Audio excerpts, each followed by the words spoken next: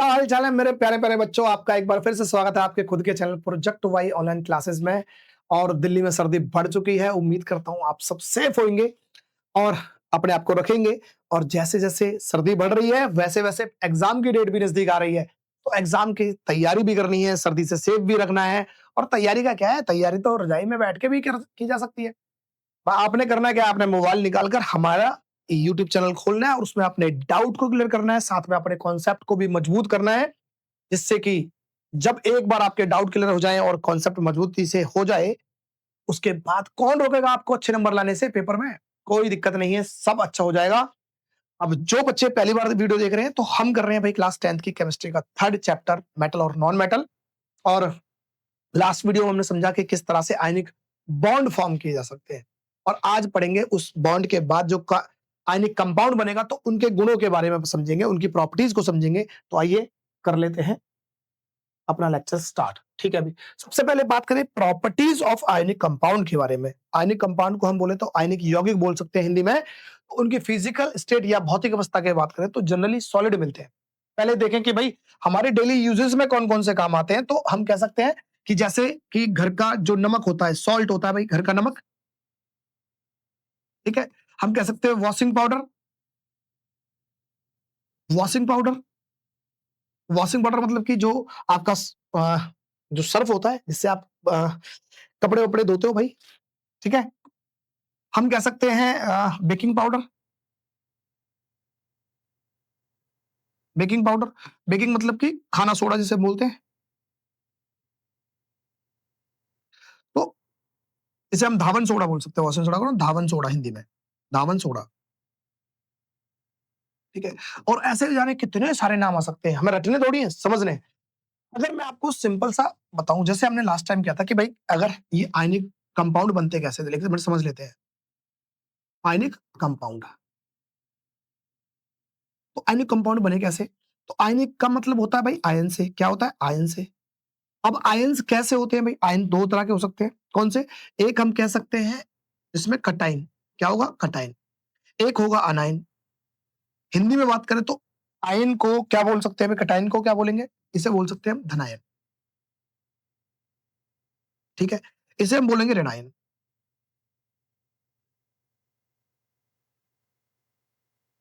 अगर समझे तो ये क्या होगा भाई, अनायन का मतलब है जो नेगेटिव होगा। क्या होगा, जो नेगेटिव होगा। इसका मतलब है जो पॉजिटिव होगा। तो कहने का मतलब कंपाउंड बनने के लिए आयंस होने जरूरी है, और आयंस कौन से होते हैं, कैटाइन और अनाइन, जो एक पे पॉजिटिव एक पे नेगेटिव होता है। और पॉजिटिव नेगेटिव, अब देखो भाई पॉजिटिव या नेगेटिव, मैं कहूं पॉजिटिव और एक नेगेटिव ले लेते हैं, चलो नेगेटिव। अब अगर दो अलग अलग चार्ज हैं, एक मतलब कि दो अलग अलग चार्ज है, एक पॉजिटिव है एक नेगेटिव है, इनके बीच में क्या होगा, अट्रैक्शन बढ़ेगा। क्या बढ़ेगा, अट्रैक्शन बढ़ेगा, है ना, एक आकर्षण बढ़ेगा। और आकर्षण बढ़ने के कारण ही ये हो जाएंगे, नजदीक नजदीक आ जाएंगे। और जब सब नजदीक हो जाएंगे, तो क्लास 9th में तो आपने पढ़ा था ना भाई, जितने ज्यादा नजदीक होंगे पार्टिकल्स उतना ज्यादा क्या होगा, सॉलिड होगा। सही था। ठीक है, अभी हम कहते हैं कि इनके बीच में इतना स्ट्रॉन्ग क्या है, इलेक्ट्रोस्टैटिक फोर्स। अच्छा, यहाँ पे फोर्स लिखा तो force of attraction, force of attraction है भाई। ठीक है, एक आकर्षण है, बहुत मजबूत आकर्षण है पॉजिटिव और नेगेटिव में। अब अगर मैं ये बोलने लग जाऊं कि पॉजिटिव और नेगेटिव का मतलब, सर पॉजिटिव कौन फॉर्म करता था, पॉजिटिव करता था कब, जब इलेक्ट्रॉन छोड़ देते थे। इलेक्ट्रॉन कौन छोड़ता था, तो करते थे मेटल, या हम कहेंगे धातु। ठीक है जी। और नेगेटिव कौन फॉर्म करता था, नेगेटिव आयंस बनाता था कौन, नॉन मेटल। क्या बनाता था, नॉन मेटल, या हम कहेंगे अधातु। ठीक है जी। तो कुल मिलाकर हम कह सकते हैं कि भाई ये आयनिक कंपाउंड बनाने के लिए, या तो आप कह दो कि कटाइन अनाइन जब मिलकर फॉर्म करेंगे तो वो क्या होगा, आयनिक कंपाउंड होगा। या हम कहेंगे पॉजिटिव आयन और नेगेटिव आयन मिलकर अगर किसी कंपाउंड को फॉर्म करेंगे तो उसे क्या बोलेंगे, आयनिक फॉर्म होगा। या हम कहेंगे मेटल और नॉन मेटल मिलकर किसी को कंपाउंड को फॉर्म करेंगे तो क्या हो जाएगा, तब क्या होगा, तब भी आयनिक कंपाउंड होगा।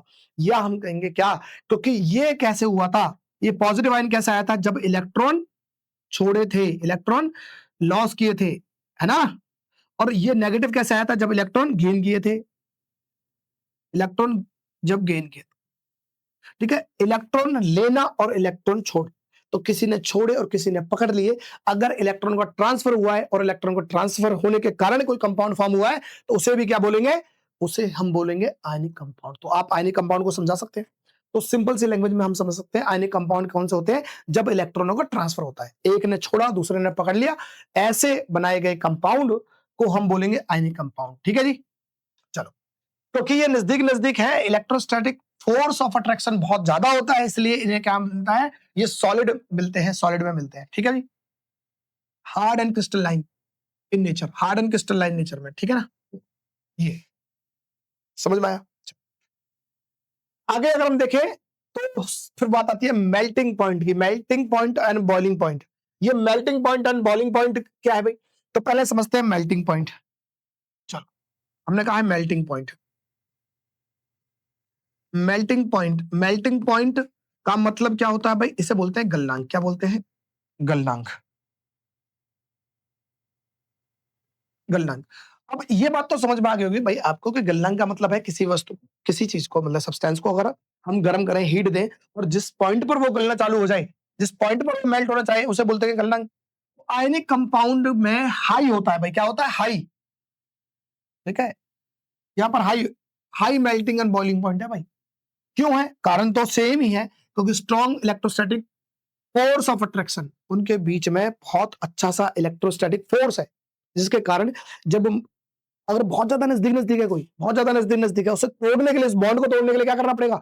ज्यादा एनर्जी देनी पड़ेगी, ज्यादा एनर्जी देनी पड़ेगी। क्यों? उनके बीच में एक बहुत अच्छा सा फोर्स है।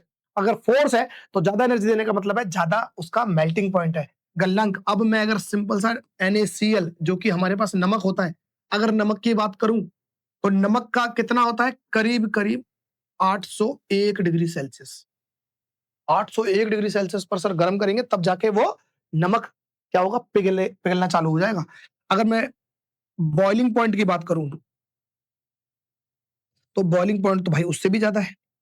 इसका मतलब है क्वथनांक। क्वथनांक। ठीक है? क्वथनांक की बात करें तो वो होगा करीब 1413 डिग्री सेल्सियस के आसपास।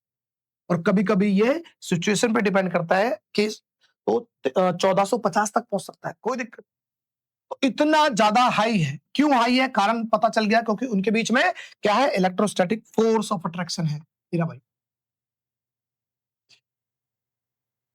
ठीक है? समझ में आया? अच्छा, तो ये अब ये दिखाई दे रहा है आपको नमक गलता हुआ। अब नॉर्मल किचन में इतनी सारी हीट जनरेट करना क्या आसान है? 801 डिग्री सेल्सियस तक टेम्परेचर को ले जा सकते हो आप नॉर्मल किचन में? तो नहीं ले जा सकते। इसका मतलब तो, और ये क्यों होता है भाई? ये हमने बात कर लिया भाई कि एक पॉजिटिव है भाई, हमारे पास पता है, एक पॉजिटिव है, एक नेगेटिव है। ये इतने नजदीक आकर इतनी ज्यादा इन्होंने फोर्स बना लिया कि इसे तोड़ने के लिए हमें बहुत ज्यादा एनर्जी देनी पड़ती है, इसलिए ये कारण रहा। ठीक है? अब देखते हैं solubility in water. Solubility in water या जल में घुलना। तो जल में घुलने वाली चीज है ना? तो अगर हम देखें आयनिक कंपाउंड होते हैं, जो आयनिक हमारे पास यौगिक होते हैं, वो ज्यादातर क्या होते हैं? पानी में घुलने वाले होते हैं। पानी में घुलने वाले क्यों होते हैं? समझ लेते हैं। अगर मैं आपसे बोलता हूं कि पोलार, पोलार में घुल जाएगा, पोलार, पोलार में घुल जाएगा, जाएगा। सर ये पोलार, पोलार क्या है? अभी समझते हैं, बस एक बार समझ लेते हैं। पोलार की जगह में अगर आपसे बोलता हूं कोई जो चार्ज बोल देता हूं, क्या होता है? चार्ज, ऐसा मान लेते हैं। अब चार्ज कौन से होते हैं भाई? या तो कटाइन या अनाइन। हाँ के ना? अनाइन को क्या बोलते हैं भाई? अनाइन को बोल देते हैं हम ऋणायक, ऋणायन, ऋणायन। और इसे बोलते हैं हम धनायन। ठीक है? अब ये कौन लेता है? ये मेटल ही फॉर्म करते हैं। ये कौन करता है? नॉन मेटल ही फॉर्म करते हैं, नॉन मेटल फॉर्म करते हैं। ठीक है? चलो, मतलब धातु और अधातु। तो मैं ये कह रहा हूं कि पोलार का मतलब इतना समझ लेना, जो चार्ज से बना है। चार्ज का मतलब है जिसपे कटाइन या अनाइन, धनाइन और ऋणाइन से बना है। या हम कहेंगे पॉजिटिव और नेगेटिव से बना है। इस पर पॉजिटिव चार्ज होता है, इस पर नेगेटिव चार्ज होता है। ठीक है?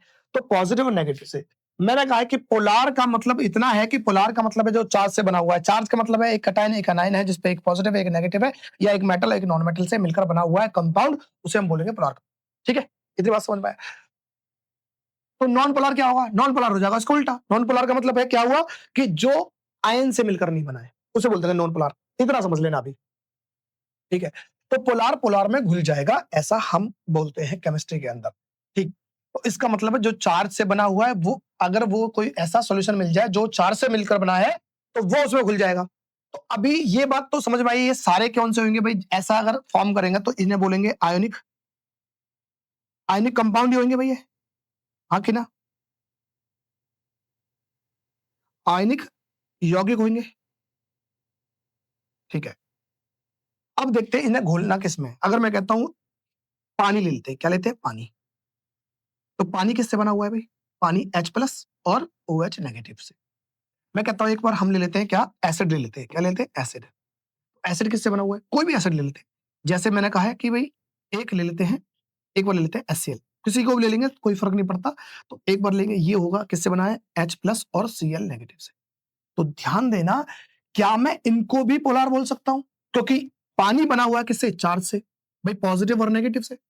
यहां पर कोई भी एसिड लेंगे तो वो भी पॉजिटिव और नेगेटिव से, कटायन और अनायन से मिलकर बना होगा। तो इसका मतलब पानी भी क्या है? पोलर है। और एसिड क्या है? पोलर है।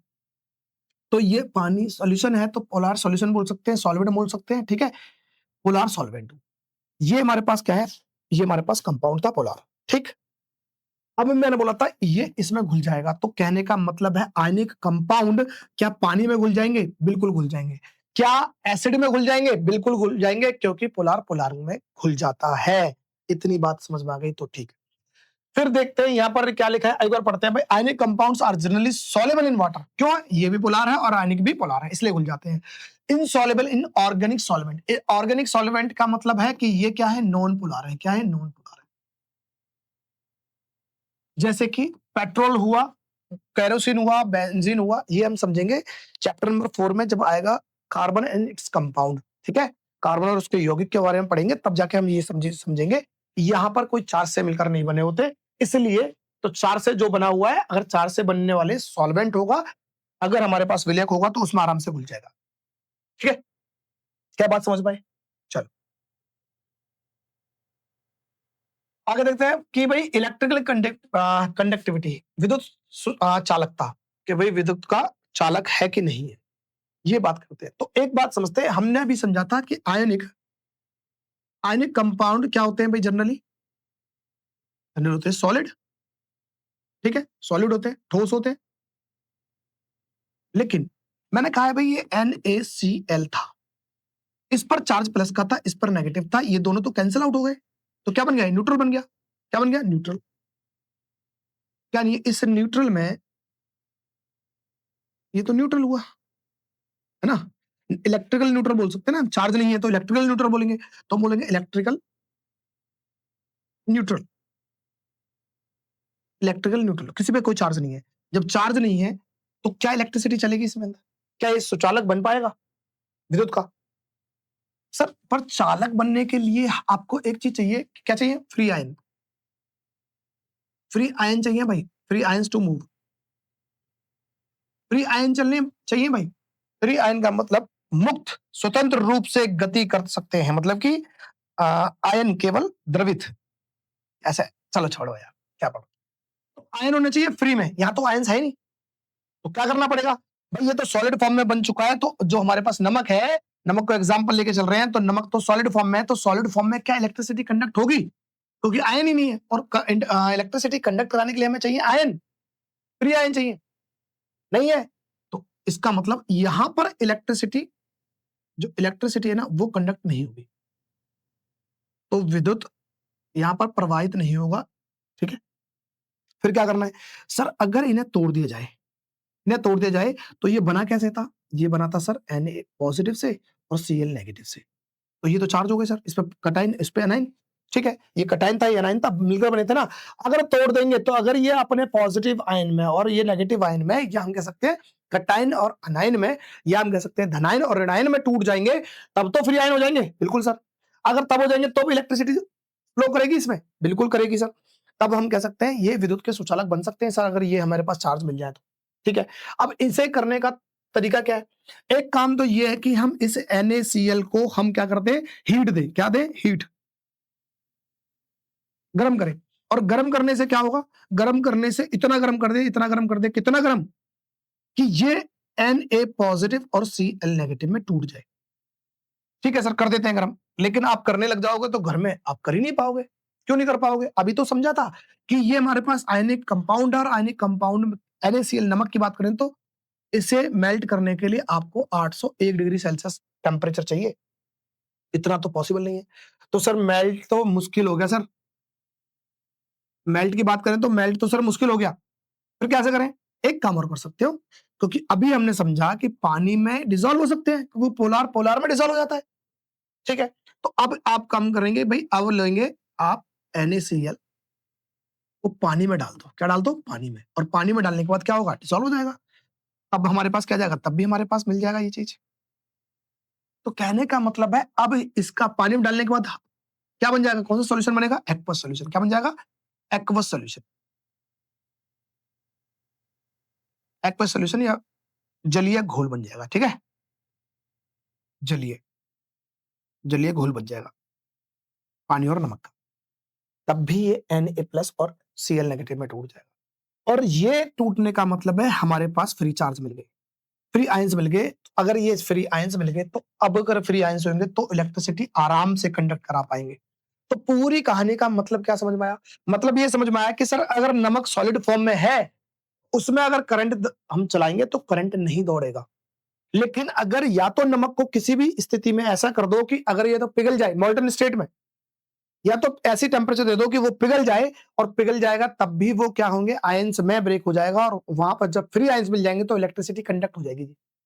अगर ऐसा नहीं कर पाते, ऐसा करने में फेल हो जाते हो, तो आप सिंपल सा लो, एक गिलास लो, नमक लो, पानी में घोल दो, और घुलने के बाद तब भी वो फ्री आयंस में हो जाएंगे। और जैसे ही फ्री आयंस मिलेंगे तो इलेक्ट्रिसिटी कंडक्ट कराने के लिए फ्री आयंस चाहिए, और वो इलेक्ट्रिसिटी आराम से कंडक्ट हो जाएगी, विद्युत का सुचालक बन जाएगा।